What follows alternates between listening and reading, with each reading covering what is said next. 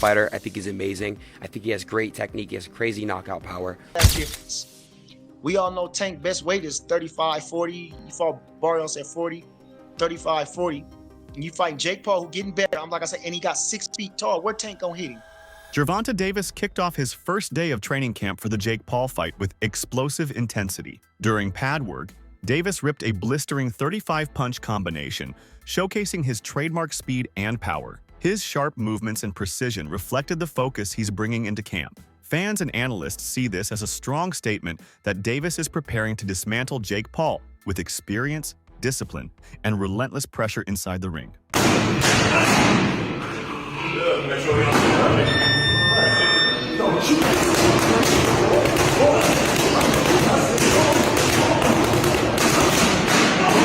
Gervonta Davis set social media buzzing when he posted a message on Instagram telling fans, "See y'all soon. I guess. ATL gonna be two-turned." He followed it up by saying, "Tell them to send that bag and I'm coming." The statement highlighted 2 key points. First, Davis is eager to step back inside the ring again, and second, he wants the business side of the sport to be respected. In today's boxing landscape, where fighters must balance legacy with financial security, Tank's message resonated. It wasn't just a casual post, it was a declaration that he is both ready and motivated for what's next. The combination of excitement for competition and a demand for proper compensation paints the picture of a fighter who understands his worth and refuses to compromise. I text that again. Tell them boys to give me 150 M's. I'm coming. You know what I mean? When I start streaming out that, that, stop it. Knock it off, cuz. Stop it.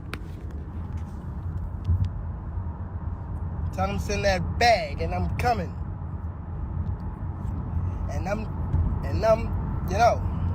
Before this fight was even official, Davis had made his thoughts clear about Jake Paul's entry into boxing. He once dismissed Paul's efforts as trash, reflecting the skepticism many professionals feel towards celebrities crossing into combat sports. Davis pointed out that Jake Paul likely pursued boxing because he got bored of other ventures, such as YouTube. This criticism captures the tension between traditional boxing purists and the new wave of entertainment-driven fighters. Still, despite Tank's words, Paul's persistence has forced even the sports elite to acknowledge him. The fact that Davis is now stepping into the ring with him proves how far Paul has come, turning what once was seen as a novelty into one of the most talked-about events in boxing. What do you think of former athletes and celebrities like Jake Paul taking up boxing? You think that grows the sport?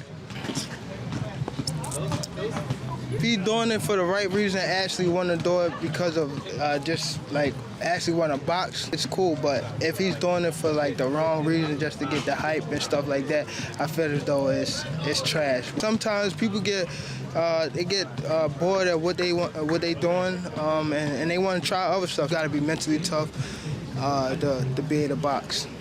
So that's why I don't take that away from some fighters or some people that want to jump into the sport. So just show how tough you are. That's how it should be. For sure. That's all I got. Thank you, bro. Thank you. Nice to meet you.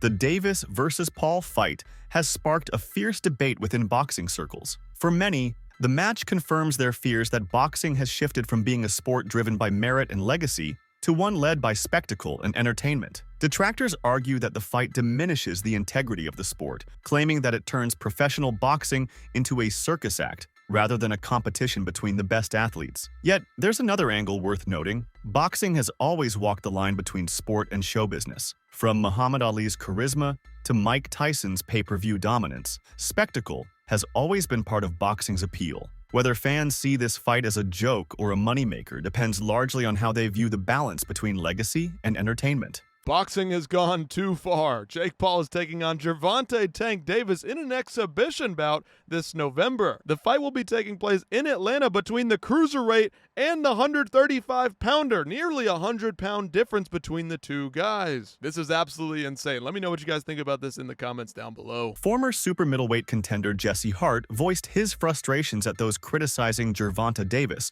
for taking the Jake Paul fight. Hart argued that critics are missing the point. Davis isn't abandoning legacy, but navigating the modern boxing business. He went further, saying Tank has the right to prioritize financial opportunities, even if some interpret it as joining the circus. Hart's eruption underscores the divide among fighters themselves. Some believe Davis should focus on challenging names like Shakur Stevenson or Teofimo Lopez, while others understand that big paydays, especially against globally recognized opponents like Paul, are too significant to ignore. Hart's defense frames Davis's decision not as betrayal, but as smart business. While many analysts favor Davis, not everyone shares that sentiment. Circus, man, that's the circus.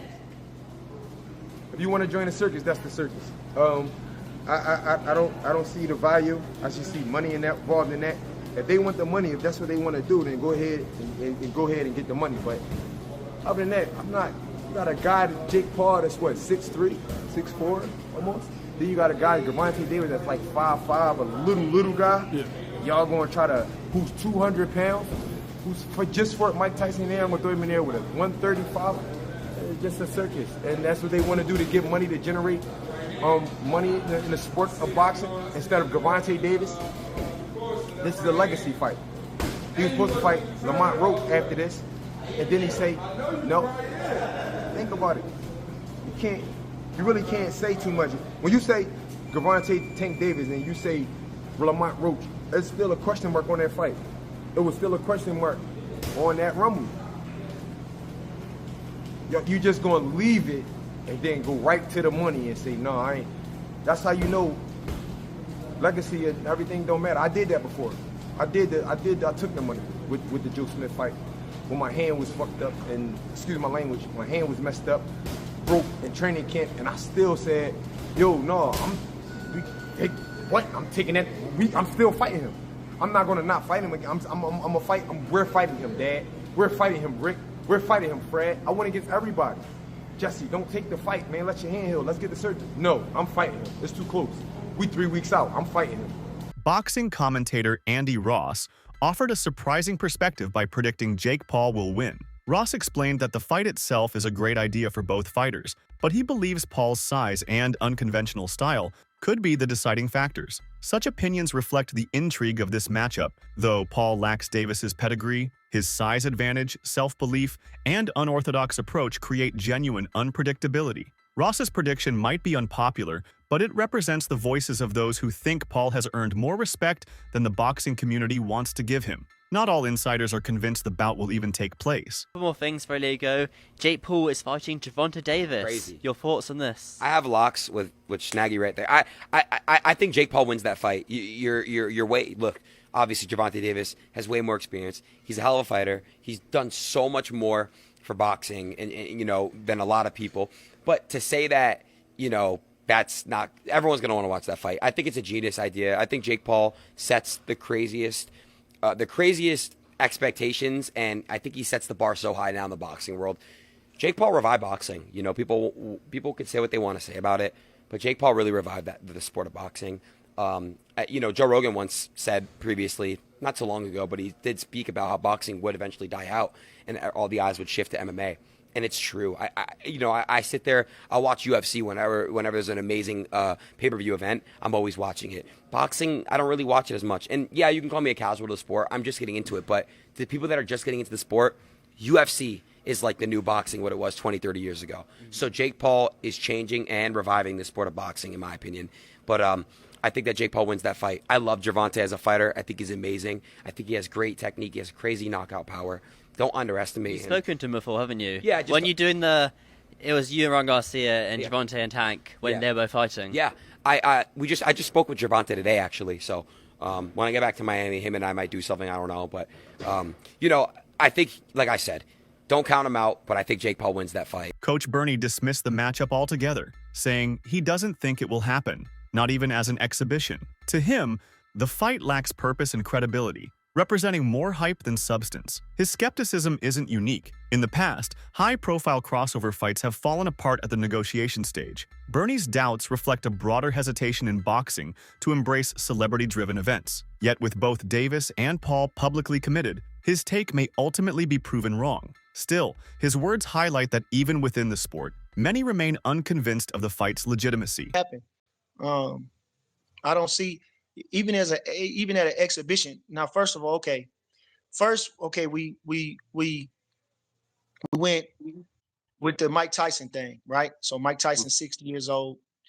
Obviously we all thinking that, he had to pull his punches against Jake. Either one of them, both of them had to do something to get through the fight, so they couldn't do their 100% thing in the fight. Now we talking about a 135-pound guy, 5'3", right? Against a 6 foot, 200-pound guy. What is the point of that? I'm asking you, what is the point of that? What is the point of that, and how you think that's going to go? So Jake Paul, just alone, on strength alone, Tank is not we just seen him struggle with Lamont Roach, right? Who's a guy his size.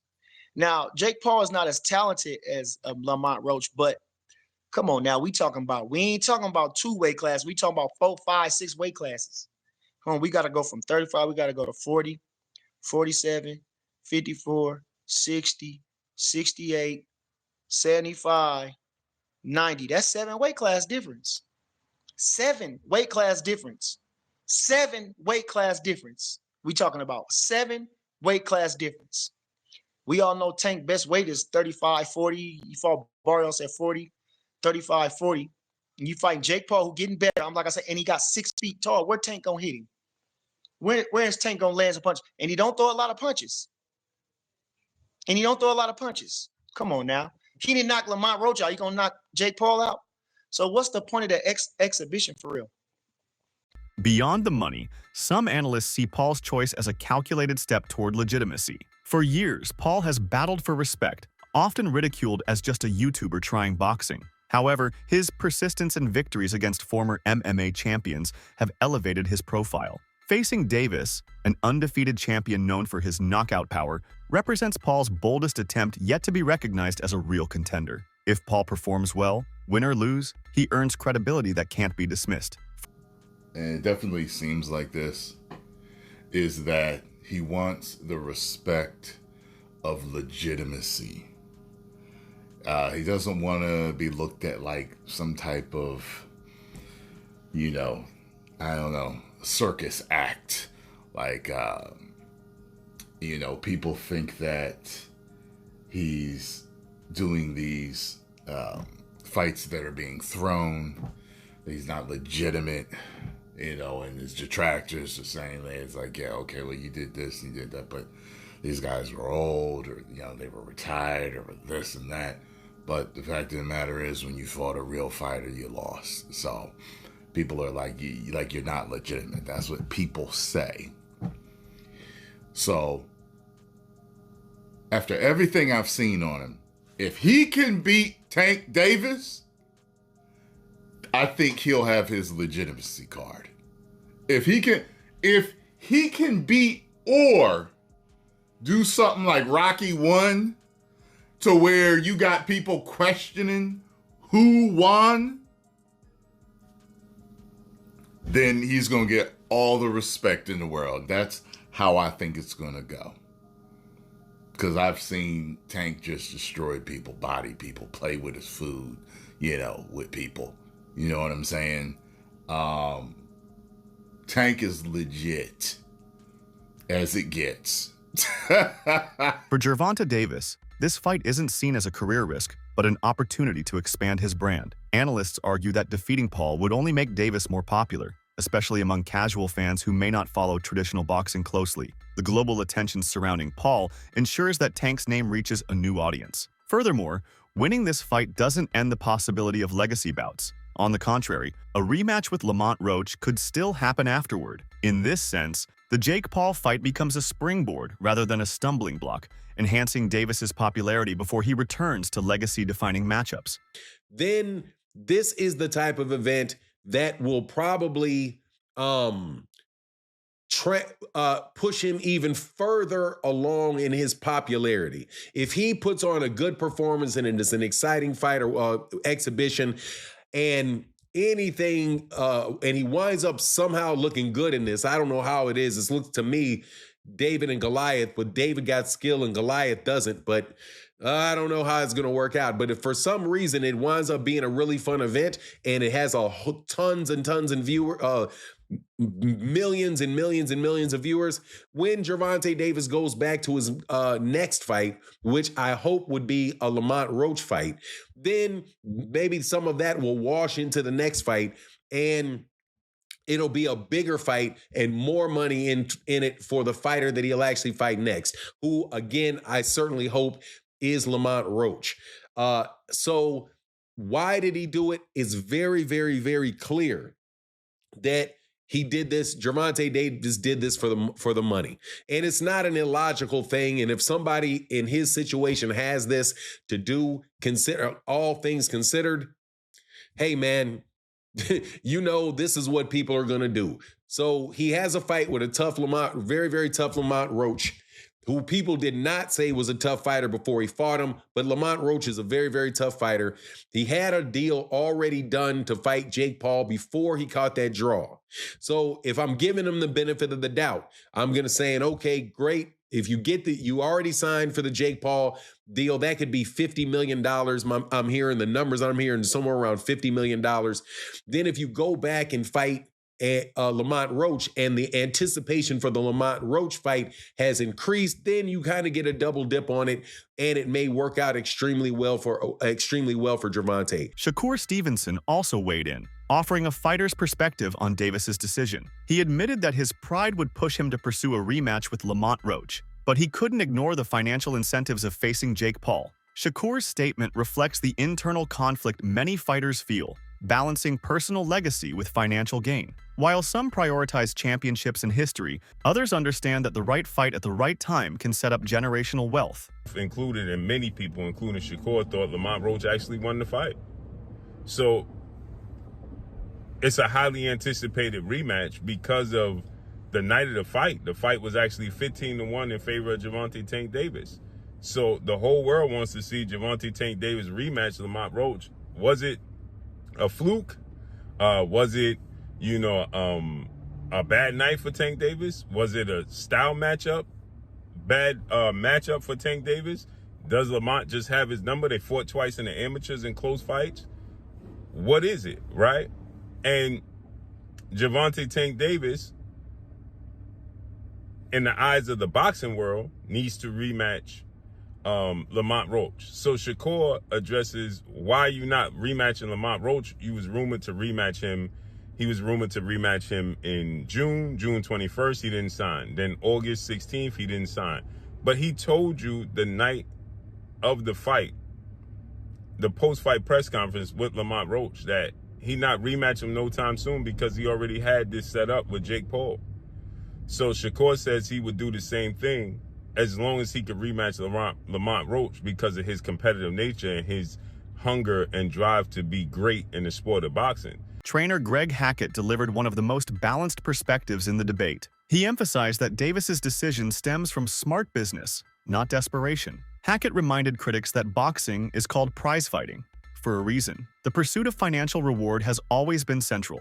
He argued that Davis's choosing to fight Paul doesn't diminish his status as an elite champion or undo his legacy. Instead, it's simply another example of a fighter taking advantage of a unique opportunity. Hackett's call for respect highlights a crucial truth. In boxing, financial gain and legacy aren't mutually exclusive. Davis can secure both. I felt like that in the beginning of it, right? When I first saw the headlines and I saw that they was, instead of him fighting Lamont, he'd be fighting Jake, whatever. At first I was like, damn, Tank, like that's kind of crazy, like that's fucked up.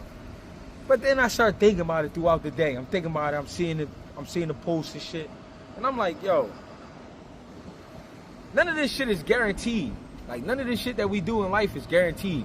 And it's also not a guarantee that we all gonna be here for a long time. You know what I mean? We all know somebody that died too early. You know what I'm saying? And one thing I know about life, when I hear old heads talk, you ask them about regrets. I wish I would have did this. I wish I would have did that. I wish I could have did this. I wish I could have did that. At the end of the day, man, you taking a shot at some money. We all wish we could have made that kind of money. I don't understand the issue. He could come back and fight whoever he want after that. His career is not over just because you fighting Jake Paul. Jake Paul ain't no type of fucking demon. It's not like he about to go in there with Godzilla. You about to play around for 8 rounds, 2 minutes with a dickhead. You know what I mean? No disrespect, but you know, with somebody that think they know how to fight. This is a bank robbery. You know what I'm saying? This is what people do in the corporate world every day, steal fucking money. He doing it. I'm not mad at that man. Fuck that. I ain't mad at Tank for some shit like that. I'm mad. I was irked about the fact that I'm a boxing guy and I love great fights, but at the same time, if I stop over here to make some good money and then go back to doing what I was doing, there's nothing wrong with that. Anybody who's waiting around for Tank, or anybody who's so tuned into Tank that they mad, they need to get a fucking life. Because if you think about it, nobody got mad at Chris Brown when Chris Brown said, you know what, I'm gonna be taking pictures after the show, and I'm charging $1,100. That's it for today's video. Stay tuned until next time.